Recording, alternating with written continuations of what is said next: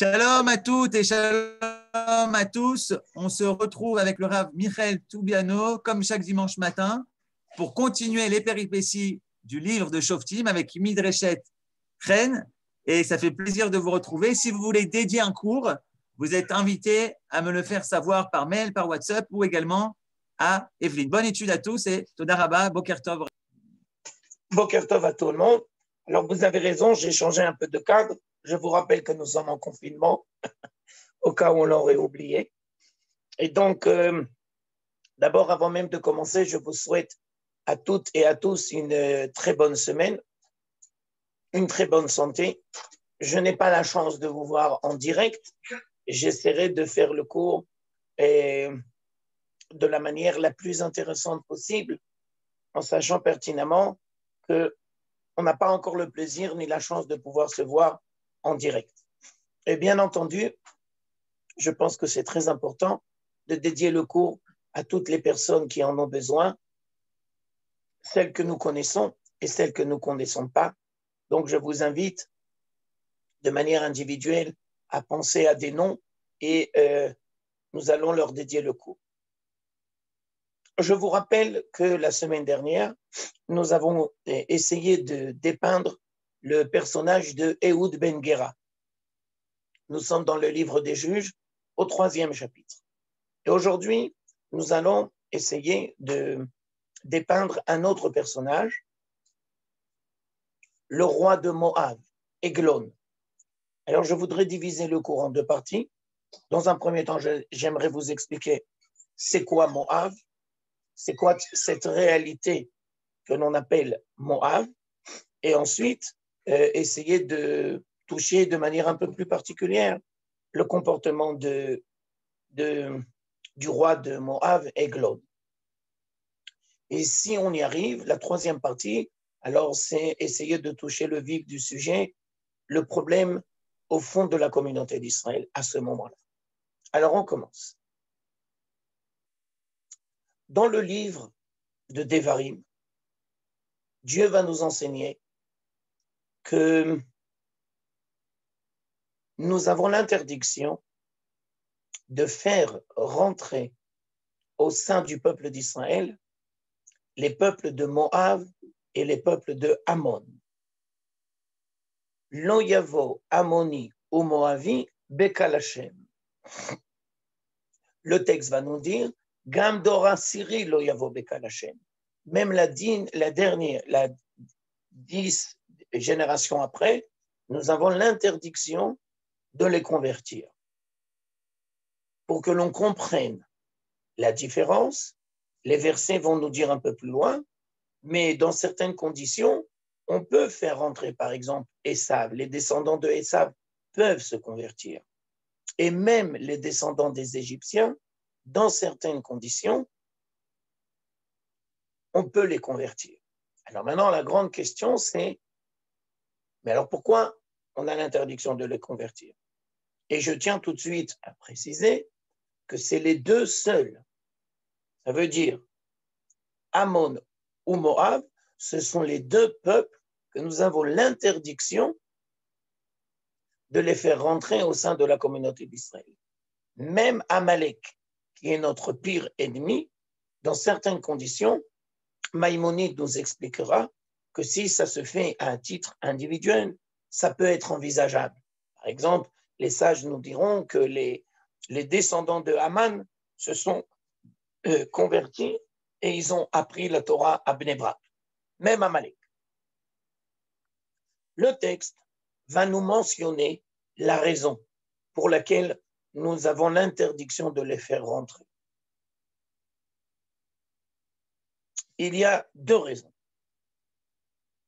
Première raison, quand on était aux abords de la terre d'Israël avec Moshe Rabbeinu et qu'on se devait de rentrer en Israël, alors on a été voir le peuple de Moab et on leur a demandé, excusez-moi, on voudrait passer sur votre passage.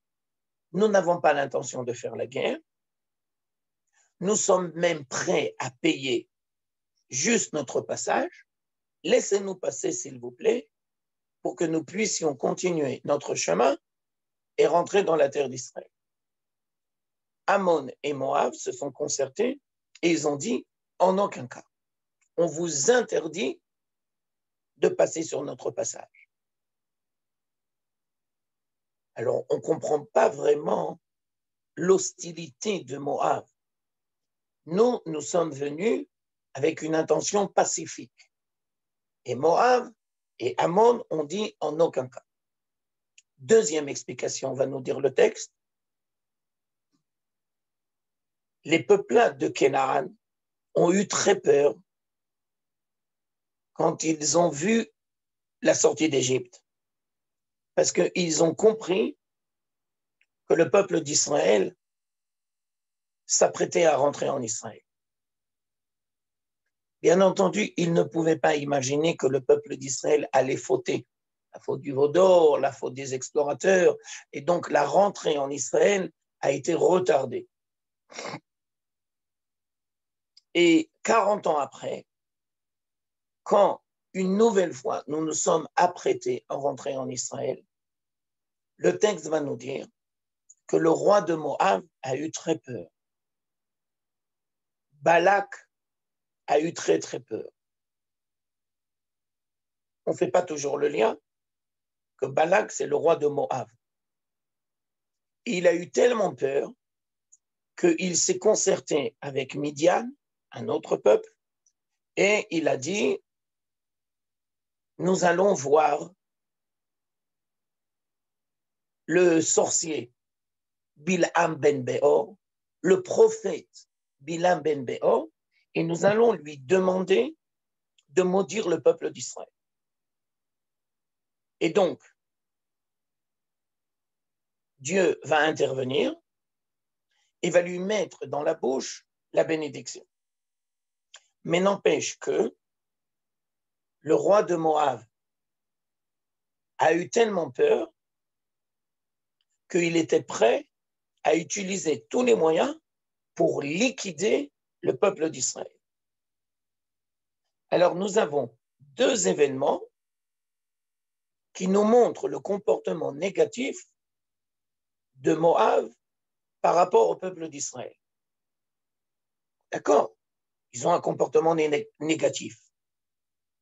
Mais à de là, à ne jamais les faire rentrer dans le peuple d'Israël, ça demande un petit peu à être travaillé. Des ennemis, on en a rencontré beaucoup jusqu'à aujourd'hui. Et donc, on a du mal encore à cerner quel est le point de caractère de Moab qui fait qu'ils ne pourront jamais rentrer dans le peuple d'Israël. Alors, pour comprendre ce comportement divin, cette loi que Dieu nous donne, on se doit de reprendre à l'origine. Et maintenant, je voudrais un petit peu préciser le texte. Dans le texte, il y a marqué « Lo yavo Ammoni ou Moavi bekal Hashem ». Ça veut dire un descendant de Moab masculin et un descendant de Ammon masculin ne pourront pas rentrer dans le peuple d'Israël. Et donc, vous avez compris que Ruth, on va y arriver, elle vient de Moab, donc elle, oui, elle peut rentrer. Mais on va y arriver tout doucement. Alors, pour analyser à l'origine, il faut reprendre la famille de Abraham. Et le roi, le maître Yehuda Ashkenazi, que nous connaissons tous sous le nom de Manitou, avait l'habitude de nous expliquer comme ça. La famille d'Abraham sont composés de 3 frères. Et ces 3 frères, c'est en fin de compte 3 prises de position qui vont se représenter à chaque génération par rapport à la parole divine. Alors, il y a un frère qui s'appelle Nahor. Nahor, c'est, on va dire, un renégat. C'est celui qui, en aucun cas, ne veut donner une place à la parole divine. c'est celui qui est prêt à lutter contre la parole divine.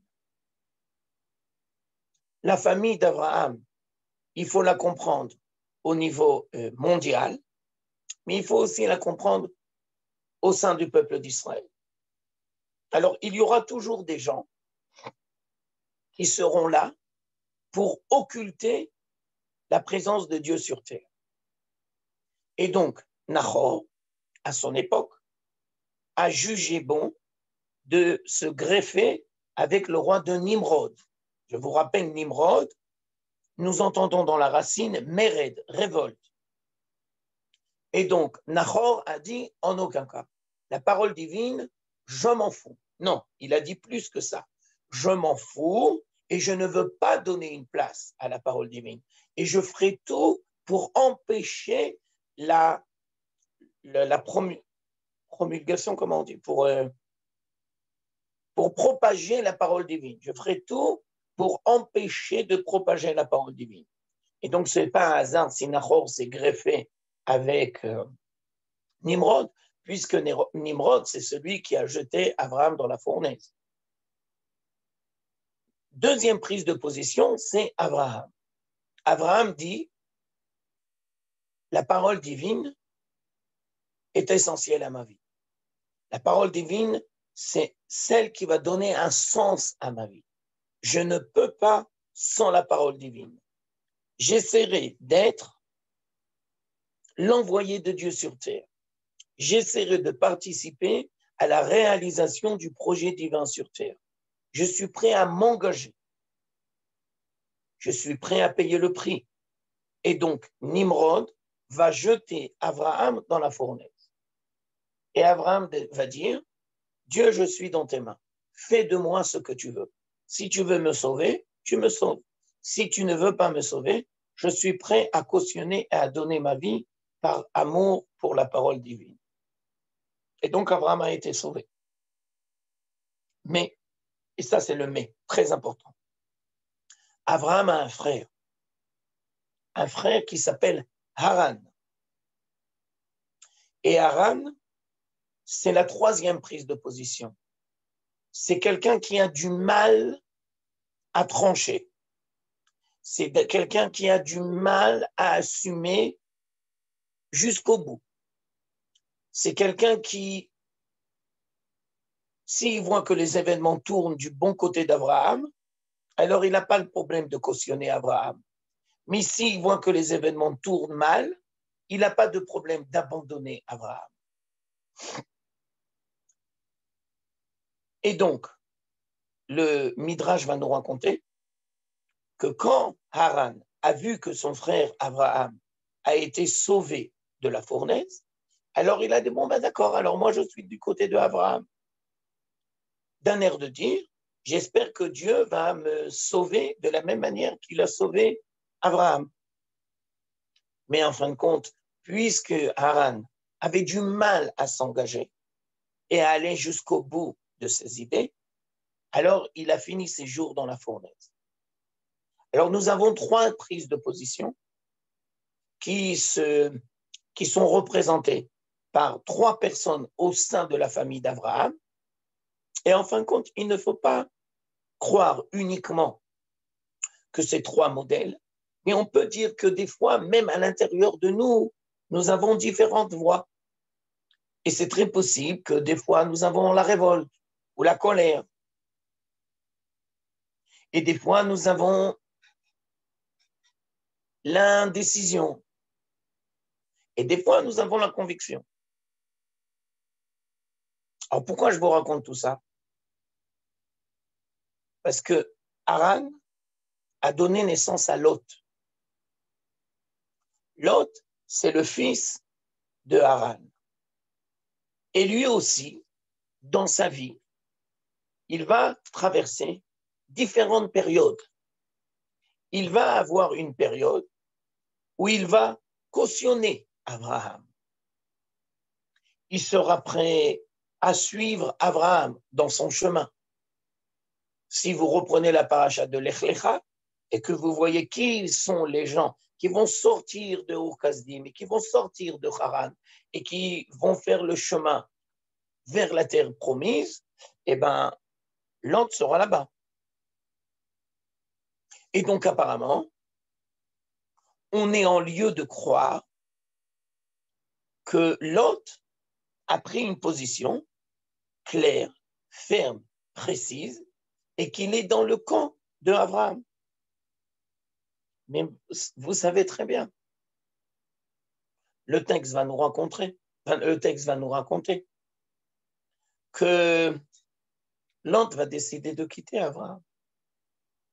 Et pas simplement, il va décider de quitter Abraham, mais il va aller à l'opposé, à l'extrême, parce que le texte de la Bible va nous rencontrer que quand Lot va voir la richesse de Sodome et Gomorrhe, je vous rappelle que nous sommes avant la destruction de Sodome et Gomorrhe, et que c'est une région très fertile et très prospère, Lot va décider d'abandonner Abraham. Une nouvelle fois, on voit que Lot ressemble à son père. Alors, je n'ose pas dire, parce que je ne suis pas sûr que ça soit entièrement pareil. Mais n'empêche que j'ai un petit peu des doutes. Alors, je ne sais pas, et je vous demande de prendre avec beaucoup de précaution mes paroles. Au lieu de dire Haran et Lot, on peut peut-être dire que au sein du peuple d'Israël, ça va être exprimé à travers ou les réformés ou les traditionnalistes. Ça veut dire ils s'imprègnent de la parole divine, mais pas entièrement. Je ne parle pas à un niveau individuel, je parle au niveau de la pensée, au niveau du comportement, au niveau de l'analyse, je parle au niveau du mouvement. Je ne parle pas au niveau personnel. Personnel, on n'est pas là pour juger personne. Ce n'est pas notre truc. Mais on voit bien que, par exemple, les gens réformés ou les gens traditionnalistes, ce sont des gens qui ont une certaine conviction. Quand on leur pose la question, ils se disent « nous sommes croyants », mais pas jusqu'au bout, pas entièrement. J'ose même dire que des fois, ils prennent ce qui leur arrange. Et quand ça ne leur arrange pas, ben, ils ne prennent pas. Et ils laissent tomber.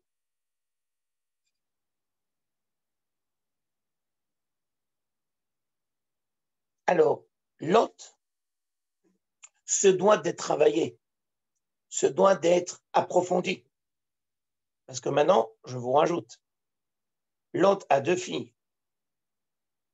Et la rencontre entre Lot et ses filles vont donner naissance aux peuplades de Ammon et de Moab. Alors, avant de parler de la rencontre de Lot avec ses filles, je voudrais continuer à esquisser, s'il vous plaît, le portrait de Lot. Parce que Lot, ce sont les origines de Ammon de Moab. Et quand on comprend qui est Lot, alors on va mieux comprendre l'interdiction. On ne peut pas les faire rentrer au sein de la communauté d'Israël. Il y a l'interdiction de les faire rentrer au sein de la communauté d'Israël. Alors, à part le fait que Lot a 2 périodes dans sa vie, une où il va cautionner Abraham et une autre où il va abandonner Abraham, il faut aller plus loin que ça dans notre analyse. Après que... Non, on va expliquer comme ça. Quelle a été la raison pour laquelle Lot a abandonné Abraham? Ben, c'est très simple. Abraham, c'est quelqu'un qui s'efforce d'être bon. Et c'est quelqu'un qui s'efforce de faire du bien. Et donc, les bergers d'Abraham faisaient très attention de mettre une muselière pour ne jamais prendre de l'herbe qui ne leur appartenait pas. Lot et les bergers de Lot, c'est le contraire. Et ils se sont inventés une théorie pour leur permettre d'avoir un comportement immoral. Alors, par exemple, le texte va nous dire qu'il va y avoir une dispute dans un premier temps entre les bergers de Lot et les bergers d'Abraham. Puis après, cette dispute, elle va arriver jusqu'à Lot et Abraham.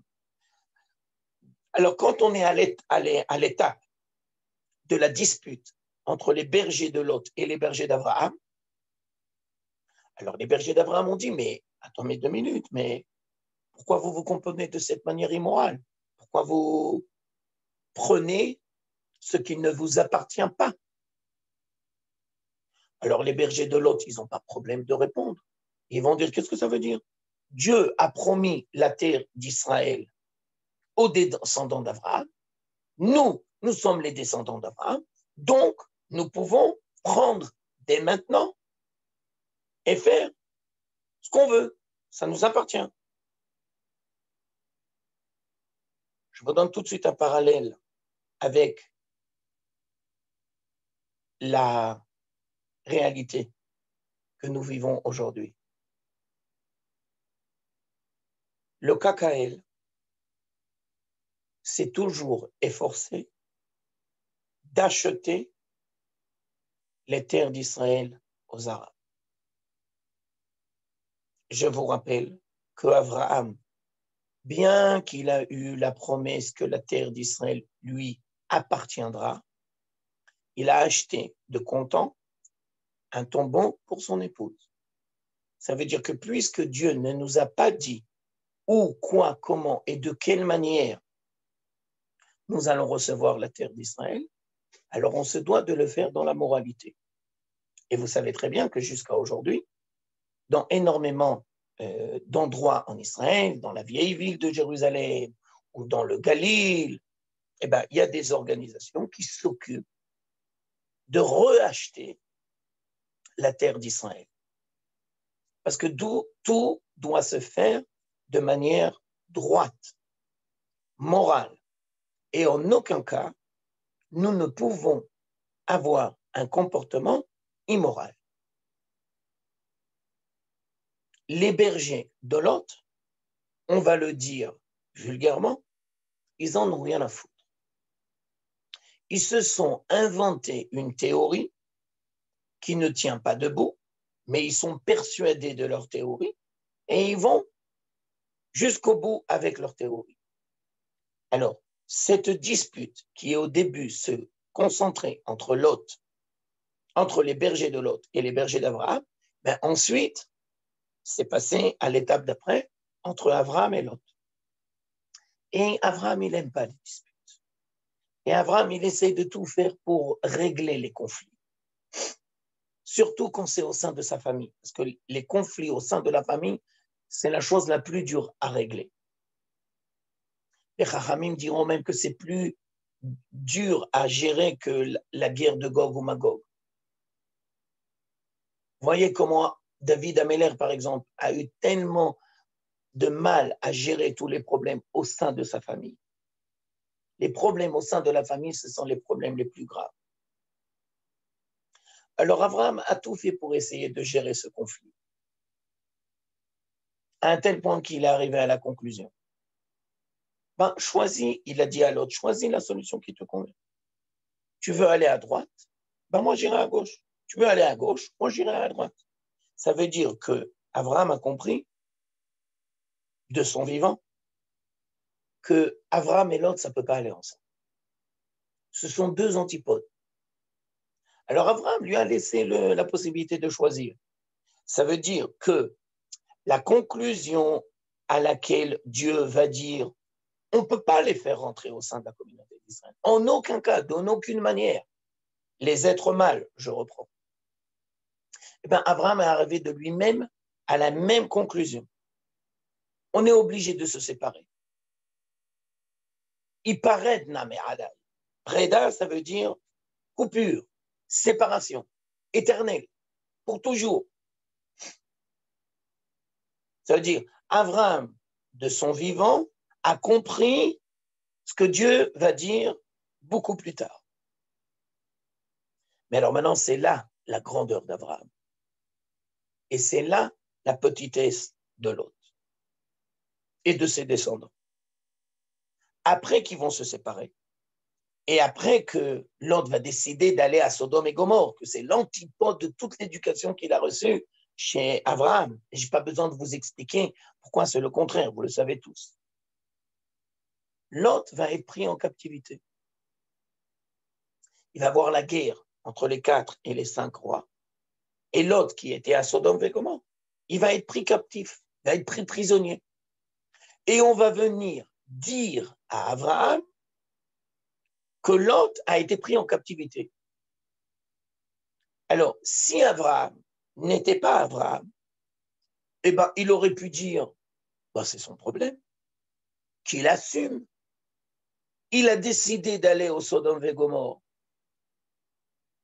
Abraham aurait pu dire, tu m'as trahi, tu m'as abandonné, et bien maintenant, récolte ce que tu as semé.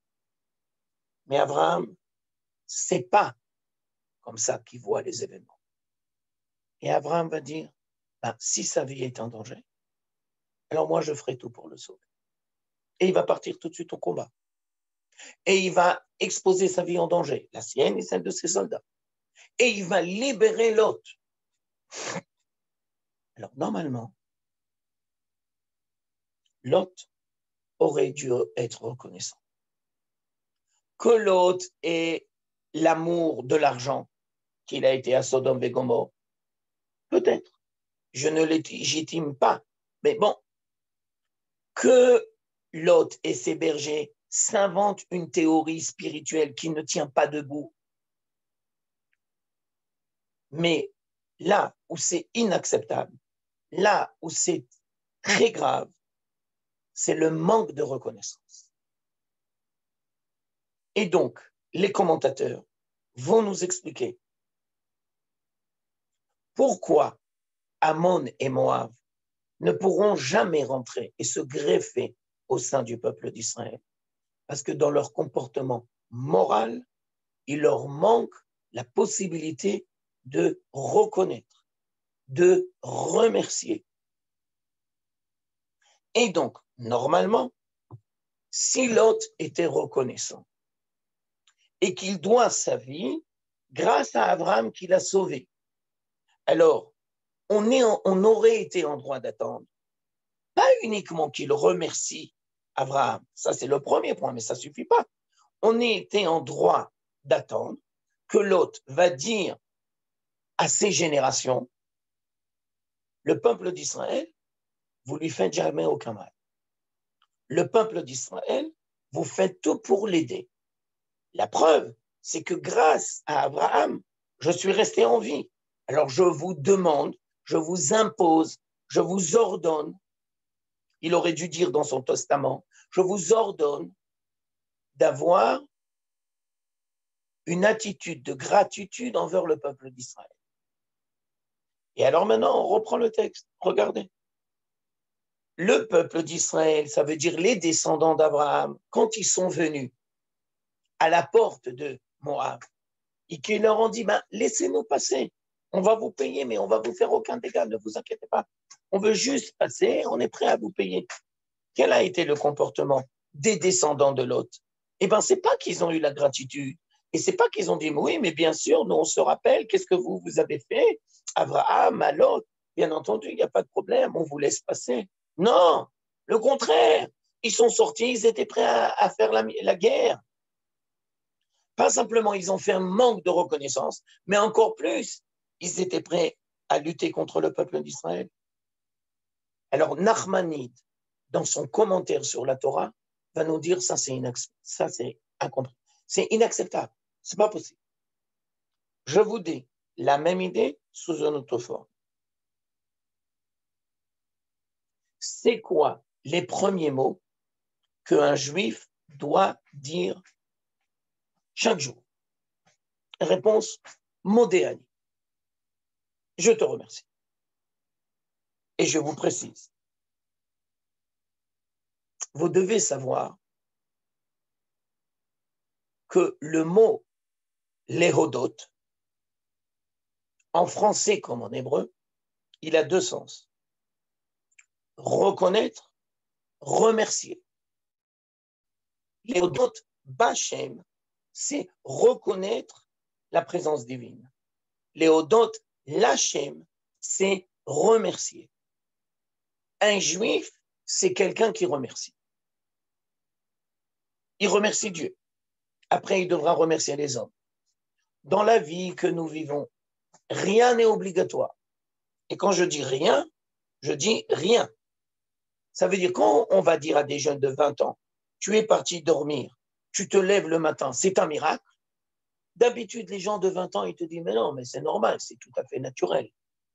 Mais quand tu avances en âge, alors tu comprends que chaque respiration, c'est un miracle. Voilà, je veux prendre un verre d'eau dans ma main. J'ai fait tout à l'heure la bracha. Vous allez me dire, mais qu'est-ce que c'est compliqué de prendre un verre d'eau, de l'amener à la bouche et de boire? Ben, demandez à des personnes, Dieu préserve, qui ont entre 70 ans, 80 ans, 90 ans. Est-ce que c'est tellement toujours simple de pouvoir prendre un verre d'eau et de le mettre à la bouche? Un juif, c'est quelqu'un qui remercie. On ne devra jamais, jamais, jamais grandir gâté pourri, à n'importe quel âge. Et on devra toujours, toujours, toujours apprendre à remercier. Ce n'est pas un hasard si Yehuda, ça veut dire la tribu de Judée, et en fin de compte, c'est nous, parce que nous sommes les descendants de la tribu de Yehuda, ben, les racines du mot Yehuda, c'est reconnaître. Je tiens à vous préciser que Yehuda, c'est celui qui a été capable de reconnaître son erreur dans l'histoire avec Tamar. Mais bien sûr, ça va toujours ensemble. Si tu sais remercier et si tu sais reconnaître, eh ben, tu sauras reconnaître ton erreur. C'est la suite logique. Moab, c'est le contraire. Ils ne savent pas remercier. Ils ne veulent pas remercier. Ils sont dans l'incapacité de remercier. C'est-à-dire, ils sont tellement imbus de leur personne, ils ont tellement d'orgueil qu'ils sont incapables de remercier. Alors là, j'ai envie de vous dire que des fois, ça peut arriver que même au sein du peuple d'Israël, il y a des gens qui ne savent pas remercier. Alors je m'excuse parce que je vais le dire avec prudence. Nous sommes aujourd'hui 70 ans après la création de l'État d'Israël. Tu ne peux pas remercier. Tu ne vois pas la main de Dieu, la providence divine. Tu vas au kotel tous les jours. Tu ne peux pas remercier. Je vous rappelle qu'entre 1948 et 1967, ça veut dire pendant 19 ans, aucun juif n'a pu aller au kotel. Il n'y avait pas de présence juive. Moi, je dis toujours que c'est une des périodes, si ce n'est la période la plus difficile dans l'histoire d'Israël. Il n'y avait aucun juif, ni en vieille ville, et encore moins au kotel. Le kotel, on le voyait de loin. Alors, remercier, c'est au niveau physique, tu es en bonne santé, mais c'est aussi dans le devenir du peuple d'Israël. Quoi, tu ne vois pas tous les miracles que Dieu nous fait. Alors, c'est très grave, c'est du blasphème de ne pas remercier. Je continue mon analyse pour que vous compreniez bien. Vers la fin du premier temple, à peu près 150 ans avant la destruction du premier temple, il y avait un prophète qui s'appelle Isaïe. J'imagine que vous avez entendu parler. À son époque, Le roi, c'était Chizkiyahu Amelech, Ézéchias. Et Dieu va faire un miracle extraordinaire. Les 10 tribus sont déjà partis en exil. Ils vont tous venir autour de la ville de Jérusalem. 180 000 soldats vont faire le siège de la ville de Jérusalem. Et le soir du Seder, ils vont tous mourir. Ça veut dire la fin était prévue. Yeshua Hashem Keref Aïn, Dieu va nous libérer de l'emprise des ennemis. Et le texte va nous dire, Sancheriv, c'est-à-dire le roi des Goïm, il aurait pu être Gog ou Magog. Et Ézéchias, Chizkiyahu, il aurait pu être Mashiach. Et pourquoi il n'a pas été Mashiach?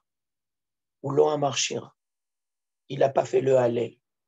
Il n'a pas remercié Dieu. Ah, ça, c'est pas possible. Ça, c'est inconcevable.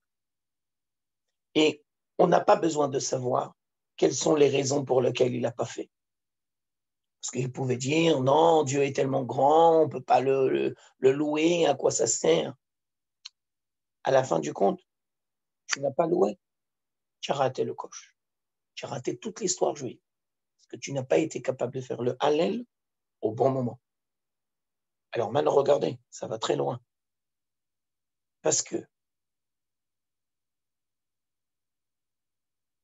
on s'est posé comme question, toute la partie du cours, c'est qui Lot et c'est qui Moab? Ça veut dire, si j'ai bien expliqué, l'incapacité de remercier, l'incapacité de faire du chesed. Alors maintenant, on va pouvoir toucher la troisième partie du cours. Pourquoi Dieu, à l'époque de Ehud ben Gera, va nous confronter à Moab? Ça veut dire, selon la grille d'analyse que j'essaye de vous proposer, quel est le manque au sein de la communauté d'Israël qui va engendrer que l'on doit se confronter à Moab, et la confrontation avec Moab, comme on l'a toujours dit, elle est double. C'est une confrontation militaire, mais c'est aussi et surtout d'abord et avant tout une confrontation spirituelle où nous devons chercher chez nous le manque. Et bien maintenant c'est très clair. Pourquoi c'est très clair? Ben, parce qu'on a été libéré de l'emprise de Kushan Rishatai grâce à Othniel Ben Kenaz. Eh bien, peut-être tu prends le temps de remercier Dieu. Peut-être tu fais le Hallel. Peut-être tu remercies. Peut-être tu prends conscience que ce n'était pas obligatoire, que tu es resté sous le joug. Mais nous, on a continué comme si de rien n'était. Mais nous, on n'a pas pris conscience. Alors Dieu nous envoie Moab. Ça veut dire, Dieu nous envoie Moab, ça veut dire que nous sommes manquants dans notre prise de conscience de remercier Dieu. Alors, ça ne s'arrête pas là. Pourquoi? Parce qu'une fois que l'autre a fait preuve de manque de reconnaissance et qu'il a abandonné Abraham et que bien qu'il a été sauvé par Abraham, il ne va pas remercier Abraham. Alors, ils vont être à la ville de Sodome et Gomorrhe. Et alors là, on va nous raconter deux histoires qui sont, je ne sais pas comment dire. La première, elle est terrifiante. La première, elle est ahurissante. J'ai du mal à comprendre ce que je vais vous lire. Dans la ville de Sodome et Gomorrhe, on ne fait pas du chesed. On n'est pas reconnaissant. Parce que vous comprenez bien que ça commence avec la reconnaissance, et puis après l'expression, c'est faire du chesed. J'espère que vous avez compris la logique. Alors, à Sodome et Gomorrhe, on ne fait pas de chesed. Donc, on n'est pas reconnaissant. Et les chachamim vont nous dire, il n'y a pas d'hospitalité. Lot, il a quand même grandi chez Abraham. Alors, il y a les anges, en fin de compte, des êtres humains, qui vont venir et qui vont lui demander, on ne sait pas où aller, héberge-nous pour une soirée. Alors bon, Lot, il a quand même grandi chez Abraham. Alors il se rappelle quelque chose, flou, mais il se rappelle. Alors il les fait rentrer chez lui. Mais alors maintenant, c'est la catastrophe. Maintenant, c'est incompréhensible. Mais n'empêche que c'est comme ça que c'est marqué dans le texte. Tous les gens de Sodome et Gomorrhe vont venir frapper à la porte. Et ils vont lui dire, donne-nous les étrangers, donne-nous les étrangers, donne-nous les étrangers. Ça veut dire, on veut les liquider. Chez nous, il n'y a pas de chesed. Pourquoi tu fais du chesed? Et qu'est-ce qu'on va dire l'autre? L'autre va dire, voilà, j'ai 2 filles. Prenez mes filles. Ne touchez pas aux étrangers. Je vous donne en échange mes 2 filles. Ça veut dire que quand on ne sait pas remercier, on risque de devenir un monstre. Quand on ne sait pas remercier, on risque de devenir un monstre. Il a donné ses 2 filles. Mais ça ne s'arrête pas là. Après que Sodome et Gomorrhe a été détruite, Lot a été sauvé.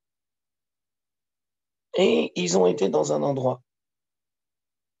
Ils se sont réfugiés dans une grotte.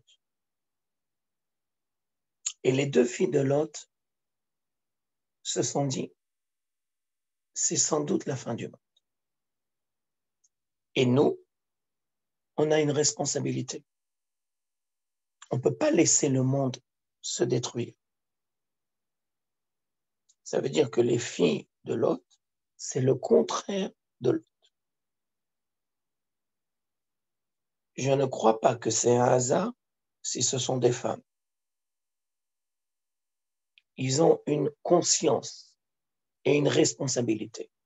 Ça fait partie intégrante de la nature féminine.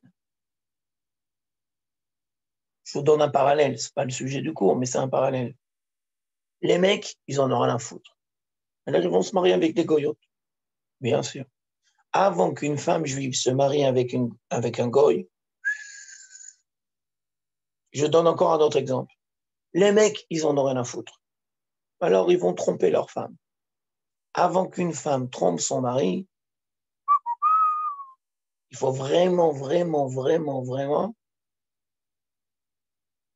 qu'il tombe dans la poisse. D'où on voit ça? On voit ça dans les écoles de conversion. Il y a plus de femmes, mais bien sûr. Les hommes, ils en ont rien à taper. Ils en ont rien à foutre. Alors, les filles de Lot, qui avaient une bonne intention, ils vont prendre du vin, ils vont saouler leur père et ils vont avoir une relation sexuelle. Mais le texte va nous dire, et les chachamim vont nous préciser, ils n'ont pas envie de voir relation sexuelle. Ce n'est pas leur but. Ils ne cherchent pas à avoir une relation. Ils ne cherchent pas à avoir un plaisir sexuel. Ce n'est pas ça. Ce qu'ils cherchent, c'est la prise de conscience de la destruction du monde et ils veulent continuer à apporter une contribution positive à la construction du monde. Et donc, c'est pour ça que de la relation de Lot avec ses 2 filles, on va avoir la naissance de Moab et de Ammon. Ça veut dire que dans leur gène, ils ont le côté du père ou le côté de la mère. Le côté de la mère, il est positif. Ils avaient une bonne intention. Lot, il en a rien à foutre. Les descendants de Lot, et je précise, c'était des hommes. Quand le peuple d'Israël il est venu, il leur a demandé, laissez-nous passer. C'est les hommes qui ont été les accueillir. Les hommes, ils ont décidé d'avoir dans leur fort intérieur le gène de Lot, mais pas le gène de la mère, des filles de Lot. Alors maintenant, je continue. Puisque ils ont manqué de reconnaissance, eh bien, Dieu va dire, jamais vous pourrez rentrer au sein du peuple d'Israël. Qui ne peut pas rentrer? Les hommes. Mais les femmes, oui. Et maintenant, je continue mon analyse. Pourquoi Ruth, qui est une femme, pourra rentrer au sein du peuple d'Israël et apporter sa contribution dans la construction de la royauté? Ben maintenant, c'est très clair, vous avez compris. Parce que Ruth, toute sa vie, c'est de faire du chesed. Ça veut dire que Ruth, c'est la suite logique des filles de Lot qui avaient une intention positive. Alors, ils l'ont peut-être pas fait d'une bonne manière. C'est peut-être pas comme ça que ça aurait dû se faire. Mais n'empêche qu'ils avaient une intention positive. Donc, le texte va nous dire Ammoni ou Moavi, lo ikanes bekal Hashem. Mais Moavia, oui. Ammonite, oui. Et donc, Ruth, qui pendant toute son histoire va faire du chesed sans rien attendre, c'est la suite logique du comportement, de l'attitude des filles de Lot. Alors elle pourra donner naissance à la royauté. Alors maintenant, je voudrais aller encore plus loin, s'il vous plaît. Et on s'arrêtera là pour aujourd'hui. Comment Ehud Ben Gera a réussi à tuer le roi Eglon de Moab? Réponse. D'abord, pendant 18 ans, il a tout doucement acquis la confiance du roi. Et puisqu'il a eu la confiance du roi, alors il a pu se retrouver seul avec le roi. Vous comprenez bien que Ehud Ben Gera, je reprends le cours de la semaine dernière, il a préparé tout doucement, pendant des années. Ça a germé, c'est pas comme ça. Et pour se retrouver seul avec le roi, sans éveiller aucun soupçon, vous comprenez bien que ça ne peut pas se faire comme ça du jour au lendemain. Mais Ehud Ben Gera va aller encore plus loin dans son analyse. Il a trouvé un stratagème. Et ce stratagème, il faut le comprendre de deux manières. Ehud Ben Gera va dire au roi de Eglon, au roi de Moab, Dieu a quelque chose à te dire. Je suis le porte-parole de Dieu sur terre. Dieu veut t'adresser une parole proche. Tout de suite, sans aucune hésitation, Eglon va se lever. Il va respecter la parole divine. Il va reconnaître la parole divine.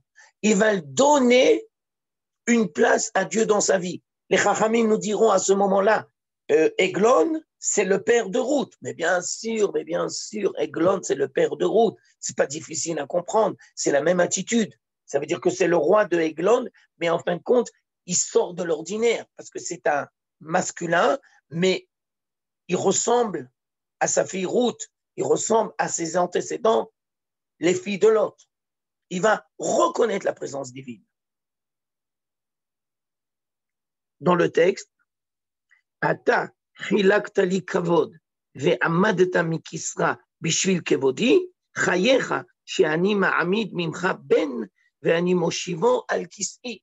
K'lomar, grâce à ce comportement, tu vas pouvoir participer à la construction de la royauté d'Israël et donc ta fille Ruth va rentrer, elle va donner naissance, ça va donner naissance à David, qui va donner naissance à Shlomo et qui sera là pour donner une place à la présence divine.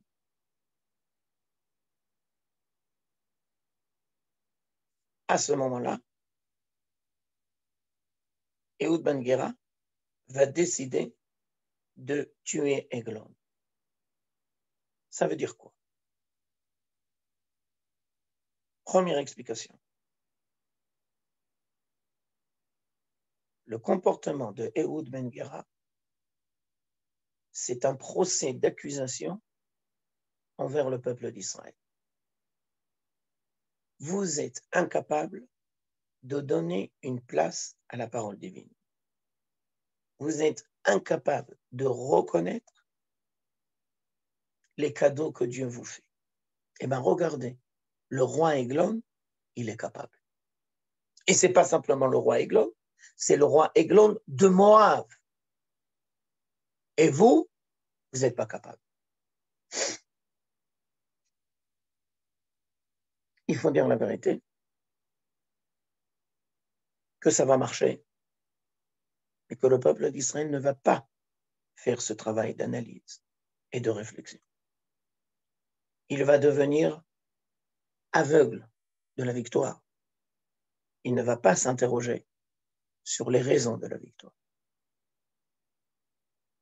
Deuxième, vous allez me dire, mais pourquoi Ehud Ben Gera décide de tuer Eglon s'il avait ce côté positif? Je vous rappelle le texte. On tombe sous la domination de Moab pendant 18 ans. Normalement, si tu avais suivi l'enseignement, si tu avais compris la reconnaissance depuis Lot, en passant par les filles de Lot, ben, tu devrais être reconnaissant au peuple d'Israël. Tu ne devrais pas les transformer en esclaves pendant 18 ans. Alors, la grandeur de la Torah, la grandeur de l'étude de la Torah, c'est de toujours faire le discernement entre les côtés positifs et les côtés négatifs.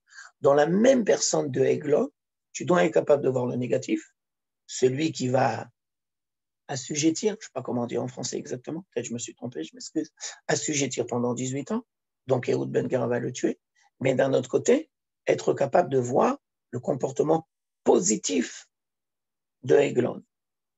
Tout ça pour vous dire que le peuple d'Israël doit apprendre à remercier Dieu. Et le peuple d'Israël doit apprendre à remercier l'un l'autre. Alors, je voudrais terminer avec une blague.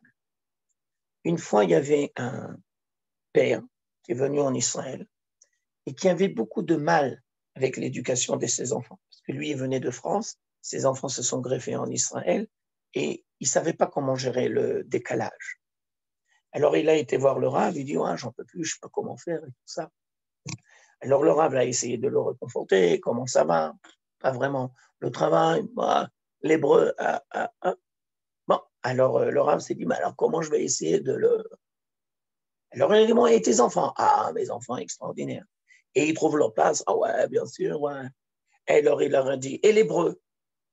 L'hébreu, bah, il va dire, moi, en hébreu, je ne connais que 2 mots. Bevakasha, Todaraba.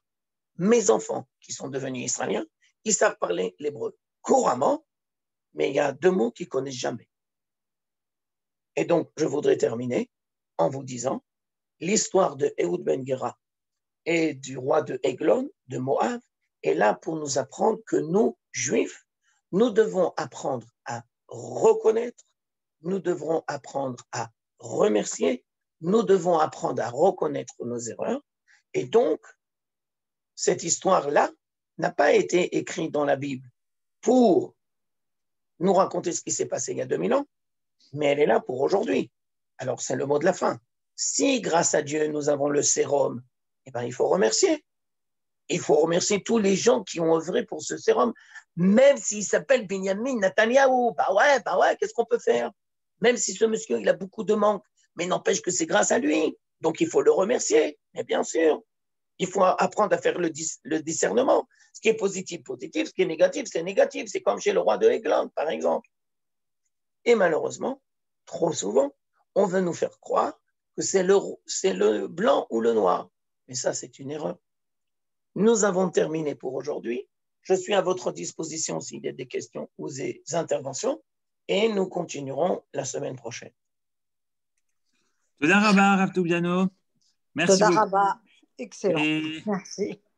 on continue. C'est un cours passionnant. C'était Ouais. passionnant. C'est moi qui vous remercie. Si vous n'étiez pas là, il n'y aurait pas eu le cours. Merci On vous écoute même de Marseille. Marseille. Hein. Merci Vous beaucoup. savez, Merci Rav, beaucoup. Rav Toubiano, Merci. je voudrais vous dire quelque chose. C'est que